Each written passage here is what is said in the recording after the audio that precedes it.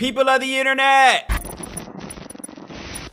welcome back to another video. It is I, Don Thomas, back in here with another one. As always, folks, the likes, the comments, the subscribes are all greatly appreciated. Thank you so much for the support on this channel. Without further ado, let's go ahead and dive into today's topic, folks. Got a video pulled up here. Comes from Steve Bartlett of the Diary of the CEO podcast, which he has a guest on here, and they're discussing relationship dynamics, I guess, to some degree.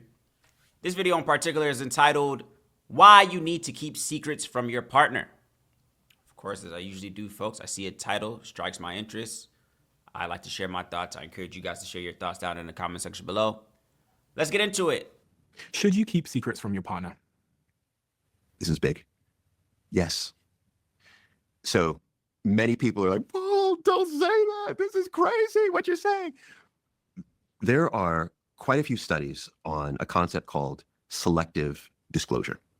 And a matter of fact, one of, I think, the most provocative, compelling studies on selective disclosure looked at many couples.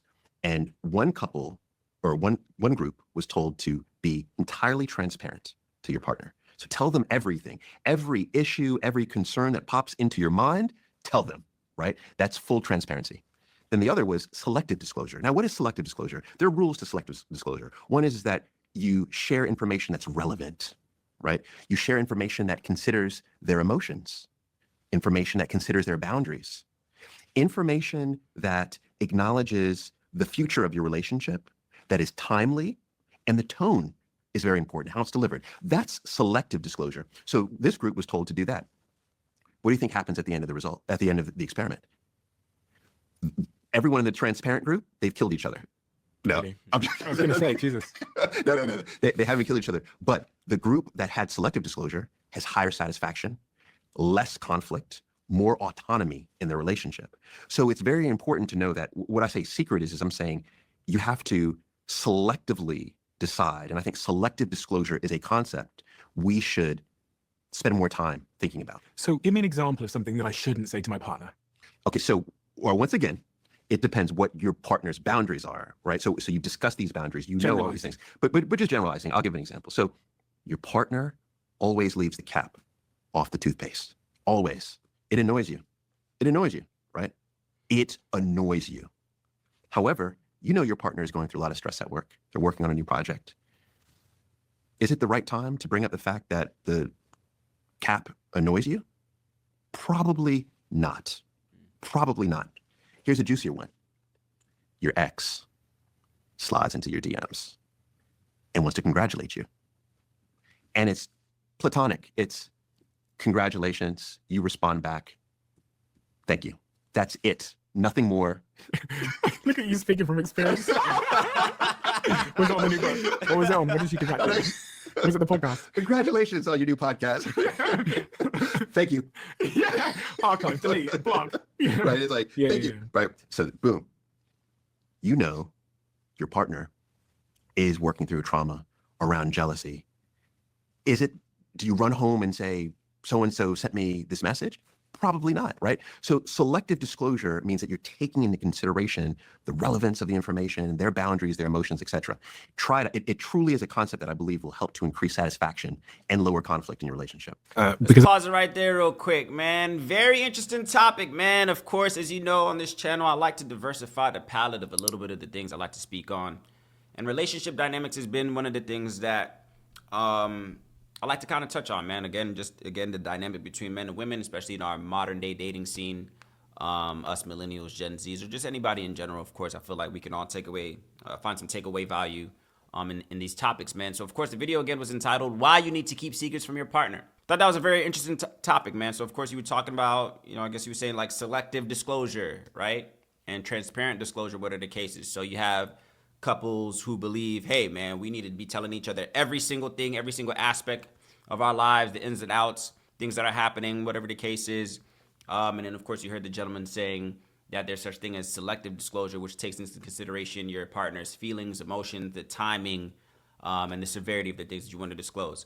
Of course, and he gave an interesting example, man. I think that was an example. I kind of chuckled at that one as well, too, because and Steve Bartlett even kind of mentioned it as well too, like, oh, you sound like you're laughing from experience. So I feel like that's maybe a common one, a more common one, right? Maybe the ex platonically slides in a DM, maybe to congratulate you. What are the cases? Exchange some subtle words. What are the cases? And then do you go and disclose that to your current partner? I laughed at that situation because should I share that? Like I've been in that situation. I think that's why we all kind of laugh, because I think like maybe we all kind of been in that situation. So I've been in a situation, although I'm a single man, I've been in a situation where I've been the ex that slid in the conversation, that slid in that DM, platonic, congratulations, kept it pushing. And I've also had, I guess, people of the past reach out and exchange some words, whatever the case is, which is cool and dandy as well too. So again, man, I like speaking on these things because they're I think they're a wide general blanket that a lot of us can maybe resonate with. And then again, of course, we're just wondering, in your current relationship now, are these some of the things that you disclose to your partner? So I thought that was a good example. Kind of made me want to think as well too, in terms of, again, just relationship dynamics. Again, with the dating pool right now, I think right now in our current dating market where trust is a big thing, right? And people's emotions. When you're joining forces with another person, man, you do have to take those things into consideration, right? So your partner's strengths or weaknesses, if they're struggling with trust, if they're struggling with, what are the cases, whether that be something that was curated from your own relationship with this person or maybe a situation that they had in relationships before you. You got to be mindful of those, I guess you could say, triggers that you come across with your partner, what are the cases. So let's watch a little bit more of this video. It's not too long. We could watch a little bit more. I want to get a little bit more context on this video. Again, of course, this is the Diary of a CEO podcast with Steve Bartlett. The video is entitled Why You Need to Keep Secrets from Your Partner. Let's watch a little bit more. There's a lot of the narrative is just never lie to your partner. And it's interesting because all of those things you said have happened to me in my relationships before, where an ex slides into your DMs and I'm literally sat with my girlfriend and the ex is just saying, oh, love this or something. And you like almost panic because I'm like, I don't want to lie. Yes. But at the same time, what's the point in me stopping this moment to say something that's irrelevant and, interesting. Very, very interesting. It's an important insight. You're talking there about diminishing conflict, and I was recording some stuff over the weekend where I was thinking about relationships, and one of the things I've really come to believe over time is that the best predictor of a long-term relationship is how you are at conflict resolution. Yes. And there's this quote that I love that I've never forgotten that says, "You can predict the long-term health of a relationship by whether each cut heals to 99% or 101%. Does your conflict make you stronger?" I love that. And in the big thing that I noticed in this relationship versus my previous relationships is there was this inbuilt natural conflict resolution system based on who we were as people. Okay. And I say that because she doesn't want to shout, she doesn't want to scream, she wants to listen. I don't want to shout, I don't want to scream, I want to listen, which meant that from the first moment of conflict, we were able to resolve it and move on. Yes. Whereas in previous relationships, it was like two people that were just broken records trying to get their point across to the other person. Yes. Almost trying to win. Yeah. So one is, I love that quote. I love that. And what I've found, and I agree, our ability to, and I say, I'm careful with using the word management now opposed to resolve, given the research from the Gottmans around how 69% of these issues won't be resolved, but managing the conflict. There's two ways that we typically try to manage it. One is we try to win the argument. Mm-hmm. That is the route that is always going to lead to a low level of satisfaction.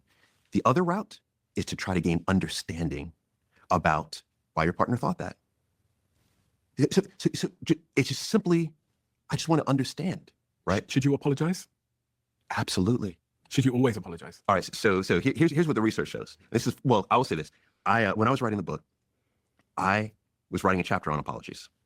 And I go to Jill and I say, Jill, how many times a month do you think I apologize to you? And she's like, you only apologize like every other month. So she's saying that I apologize about 6 times to her per year. And I was thinking, oh, this is terrible, because the data shows the most successful partnerships, there's an apology every week, on average, once a week. And what I realized, in the trap that I fell into, and I think a lot of men fall into this, is the threshold in which we believe we should be apologizing. So something will happen in the relationship, and I'll think, what do I need to apologize for that? It's just like, it is what it is. So for example, I mean, the trash is always a big issue in my household, right? So I'm supposed to take the rubbish out or take the trash out, and sometimes I forget, okay? I forget. I don't think that's apology worthy to forget to take it out, but I realize that's my threshold. But to my wife, that is there's World War III and there's not taking out the rubbish. So that's a major issue. So her threshold level is different. So part of what I learned in investigating this chapter is for us to be so in tune with our partner that we understand what their threshold is and we meet them at it. I had an incident in my relationship. Well said, man. Well said. I kind of apologizing once a week, right? If I thought that was a bit much. I do agree with what the gentleman said, of course, in there being a threshold. Again, this is just you understanding your partner as well too. But he said, of course, he asked his spouse, hey, how many times do I typically apologize? She said maybe once every other month, so he rounded off to maybe 6 times a year. And then he thought that the correct answer should have been maybe once a week. If I'm apologizing once a week, we have a problem. Right? If you're apologizing to me once a week, we probably have a problem, because it's just like, what are you doing every week that's warranting an apology? Now, I get it. Don't get me wrong. Being able to be held accountable for certain things as well too is important. You want to be held accountable. You want to be able to acknowledge your mistakes, whatever the case is, and apologize to your partner. Of course, when you messed up, if they messed up, whatever the case is, both parties need to be mature enough and responsible enough to be able to apologize when they're wrong. But if every week I'm saying sorry for something, or you're saying sorry for something every week, we probably have a problem. I think that's maybe one too many.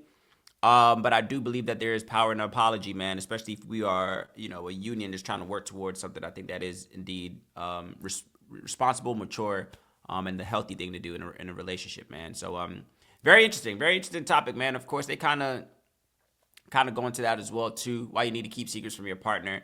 I think it is going to be based on a lot of things. I think it's going to be based on different factors, right? So how well you know your partner, their thresholds, their triggers. I do believe that there is a level of vulnerability and transparency that should be held in a relationship at all times, right? If we are a unit, there shouldn't be secrets that are detrimental to either me as the individual or us as the collective, right? So if you're holding out secrets that are very crucial for me to know, that could be a greater problem in the event that you're later found out that, oh, you knew this thing, you didn't tell me this, that, and the other. Again, I like the example that the gentleman gave, which I think is a more common one that we all can relate to, in the event of like the ex. If the ex, you've moved on, what are the cases, but the ex, platonically reaches out and says, what up, hello to you, or congrats to you, whatever the case is, do you go then and disclose that to your current partner? I think use discretion. I think that's the most logical thing. Use discretion. You know your partner. Again, if that's something that triggers them, or what are the cases, they don't want to hear anything about you, interacting with your ex, what are the cases, then yeah, you maybe want to use discretion. Especially, of course, if this was a platonic conversation, words were exchanged, everybody kept it pushing. I think, that is the logical thing to do. But again, I do think over a period of time, I think both parties get to understand what are the things that should be disclosed and what are the things that should not. Again, this is assuming that you've done your due diligence and you've maybe been with this person sometime. So their triggers, the things that are, okay, maybe I shouldn't say that, or maybe I shouldn't say that now, right? Because timing is a big thing as well too. Do I ruin a good moment right now by disclosing this information to you? Whereas, I could, maybe it's not that serious, or I can maybe tell you at a later time, a little date, whatever the case is. But I do believe those factors that make that easier than others are how long you've been with a person, their thresholds, like the gentleman was talking about as well too, like the thresholds, the triggers, the little things that your partner maybe doesn't really want to deal with at that time. I think it's up to you, both parties, to be able to kind of understand what those are. But very interesting topic. Of course, again, I see a title, I see a thumbnail, it usually jumps out to me. I usually like to share my thoughts. I encourage you guys to share your thoughts as well too. Let me know what you think about this down in the comment section, man. Do you keep secrets from your partner? And if so, what type of secrets do you keep? I know, like, most of the times women typically have, I guess, to some degrees that I've most commonly heard, women, maybe won't commonly share how much they're spending, especially if there's like a joint account or whatever the case is. I've heard situations like that. I think that X one is a good one as well too. I'm not necessarily saying that everybody has communication with their, previous partners with their cases, but I think that's the general one as well too. And then just other things, maybe other, kind of like, some would call petty, some would call major, whatever the cases. But I want to know, man. Let me know down in the comment section below if you keep secrets from your partner. If so, what type of secrets? Of course, your secret is safe with me. Down in the comment section below. As always, the likes, the comments, and subscribes are all greatly appreciated. I will catch you guys on the next one.